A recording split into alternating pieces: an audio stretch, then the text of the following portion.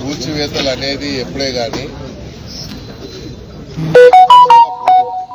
ఎందుకు పోకూడదు అంటే నేను చూస్తా ఉన్నాను. కూల్చివేతలు ఎక్కడైతే రోజువారీగా వ్యాపారం చేసుకునే వాళ్ళు వాళ్ళ జీవనాధారం అదే. వాడు ఆ రోజు వ్యాపారం చేసుకుంటే వాడి పొట్ట నిండుతుంది. అలాంటి వాళ్ళని ఇబ్బంది పెడితే అలాంటి వాళ్ళ శాపనార్థాలు మనకు మంచిది కాదు.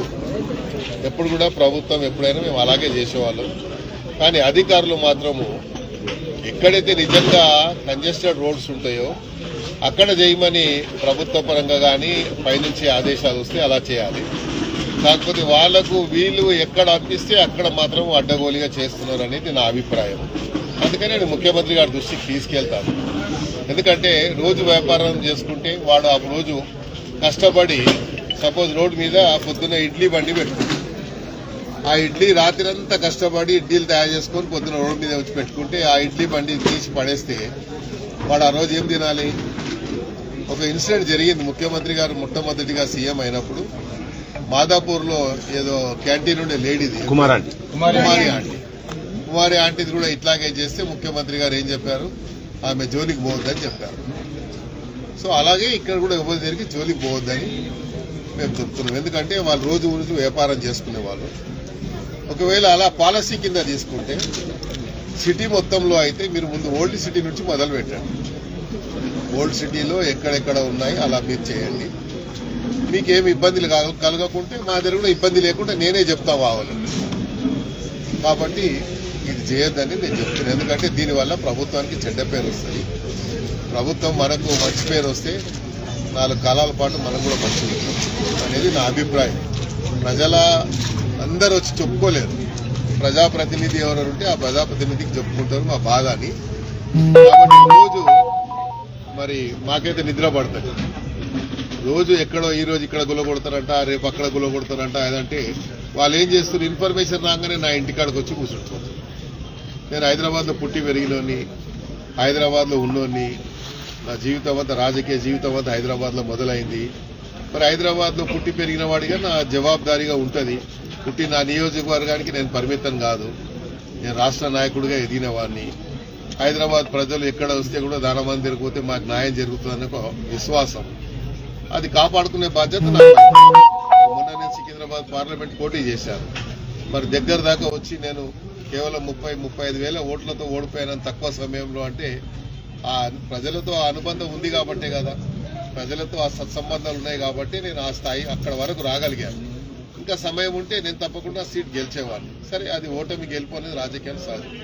కానీ రాజకీయానికి సంబంధం లేని ఇష్యూ ఇది. పేద ప్రజల యొక్క వారి జీవన ఆధారం మీద ఆధారపడేటువంటి సమస్య కాబట్టి పేద ప్రజల్ని కాపాడతామని మనం పదే చెప్తున్నాం. కాబట్టి మన బాధ్యతగా ఎవరో ఒకరు ప్రభుత్వ పరంగా ఒక బాధ్యత తీసుకోవాలి. కాబట్టి ఇది నా బాధ్యతగా నేను తీసుకుంటాను. మీరు సీరియస్ అయినాక కూడా మళ్ళీ కూల్చివేతలు చేశారు రాత్రి వరకు కూడా. అదే చెప్పాను కదా. ఇప్పుడు అధికారులు కొంతమంది ఏంటంటే సుమోటో కింద వాళ్ళు మేమే సుప్రీం అన్న ఫీలింగ్ లో పోతున్నారు. మన రాజ్యాంగంలో కొన్ని ఇష్యూస్ ఉన్నాయి. మనం ఎప్పుడే కానీ అధికారం వచ్చిన తర్వాత ఆ స్వేచ్ఛని బ్యూరోక్రాట్స్ కి పూర్తి స్వేచ్ఛ ఇస్తే ఎప్పుడు ఆ ప్రభుత్వం నిలబడాయి. ప్రభుత్వ కంట్రోల్లో ఉండాలి.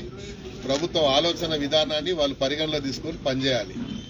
ఎప్పుడే కానీ బ్యూరోక్రసీ కంట్రోల్లో మనం పనిచేస్తే ఆ ప్రభుత్వాలకు చెడ్డ పేరు వస్తుంది. కాబట్టి బ్యూరోక్రాట్స్కి ఏం సంబంధం? ఇవాళ ఈడ ఉంటాడు, రేపు ఇంకో దగ్గర ఉంటాడు.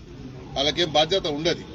బాధ్యత అనేది మనకు ప్రజాప్రతినిధులకు ఉంటుంది అనేది నా ఆవేదనని చెప్పాను. ప్రజల ఆవేదనని నేను చెప్పాను. నేను ముఖ్యమంత్రి గారు కూడా చెప్తాను. ఇలా వ్యక్తిగతంగా నాకు ఏం లేదు, నా ఇల్లు ఏం పోలేదు, లేకుంటే నా ఇల్లు ఏమైనా కబ్జా అంటే నన్ను కొట్టుమని చెప్తున్నా. నేను నాకేం ప్రాబ్లం లేదు. కానీ పేద ప్రజల జోలికి పోదు, వాళ్ళ జోలికి పోదు అనేది మా ఆవేదన. ప్రజల పక్షాన్ని నిలబడే వ్యక్తిగా తప్పకుండా నిలబడతారు. అంటే అధికార పార్టీలో ఉండి హైడ్రా కూల్చివేతల విషయంలో కూడా మీరు వ్యతిరేకించారు. ఇప్పుడు ఆపరేషన్ రూపు విషయంలో అనగోయారు. కూల్చివేతలు ఎందుకు అంటారు? ప్రజలకు ఇబ్బంది కలిగిన దాని మీద నేను అంటున్నాను. కూల్చివేతలకు హైడ్రా మంచిది కాదని ఇప్పుడు చెప్పాను. హైడ్రా సంస్థ అనేది ఎక్కడైతే చెరువులు కానీ కుంటలు కానీ అన్యాక్రాంతమైనవి అవన్నీ తీయాలనేది ముఖ్యమంత్రి గారి ఆలోచన. ప్రధానంగా ముఖ్యమంత్రి గారి ఆలోచన ఏంది? మూసీ నది ప్రక్షాళన జరిగితే హైదరాబాద్ కు ఒక బ్రాండ్ ఇమేజ్ వస్తుంది. అక్కడ మూసీ నది యొక్క ప్రక్షాళన జరిగితే ఒక హిస్టారికల్ ప్లేస్ గా తయారవుతుంది. ముందరి నుంచే మూసీ నది అనేది మంచి నీళ్లు ప్రవహించేటువంటి నది. అది దురదృష్టవశాత్తు మెల్లిమెల్లిగా అది పూర్తిగా కాలుషితమై అది మురికి కాలువగా మారిపోయింది. కాబట్టి ఆ మురికి కాలువ వల్ల నల్గొండ జిల్లాకు ఈ కాలువ పోయి ఇక్కడ వచ్చేటువంటి కలుషితమైనటువంటి నీళ్ల వల్ల వాళ్ళ పంటలు నష్టపోతున్నాయని నల్గొండ జిల్లా ప్రజల ఆవేదన. కాబట్టి ఇక్కడ ప్రక్షాళన జరిగితే అక్కడ రైతులకు లాభం జరుగుతుంది, ఇక్కడ హైదరాబాద్ ఇమేజ్ పెరుగుతుంది. ఇక్కడ మూసీ యొక్క ప్రక్షాళన జరగాలని అప్పుడు కేసీఆర్ గారు నిర్ణయించారు. కాబట్టి మూసీ ప్రక్షాళన జరగాలి, బఫర్ జోన్ లో ఉన్న వాళ్ళందరూ కూడా ఎన్నికి పోవాలి అని చెప్పారు. ఎందుకంటే బఫర్ జోన్ లో ఇల్లు కట్టుకుంటే ఆ బఫర్ జోన్ లో వేసిన బోర్వెల్ ఆ కంటామినేటెడ్ వాటర్ మాత్రమే వస్తుంది. వాళ్ళకి నీళ్లు వచ్చినాయని వాళ్ళు అనుకుంటారు. 10 ఫీట్లు దవ్వితే నీళ్లు వస్తాయి, బోర్వెల్లో నీళ్లు వచ్చాయిగా అనుకుంటారు. కానీ అందులో ఉన్న కలుషితాన్ని ఆ ప్రజలు అర్థం చేసుకోలేరు. కాబట్టి ప్రక్షాళన జరగాలని ముఖ్యమంత్రి గారు చెప్పారు. అప్పుడు ముఖ్యమంత్రి గారు చెప్పారు, ఇప్పుడు ముఖ్యమంత్రి గారు చెప్పారు. కాబట్టి ఆ ప్రక్షాళన విషయంలో ఎక్కడ మాకు వ్యతిరేకత లేదు, జరగాల్సిందే. అది జరుగుతుంది. జరిగిన తర్వాత హైదరాబాద్ కు మరి ఏ రకంగానైతే సౌత్ కొరియాలో మురికి కాలువని తీసిన తర్వాత ఒక టూరిస్ట్ స్పాట్ గా మారిపోయిందో ఇది కూడా అలా మారేటువంటి అవకాశం ఉంది.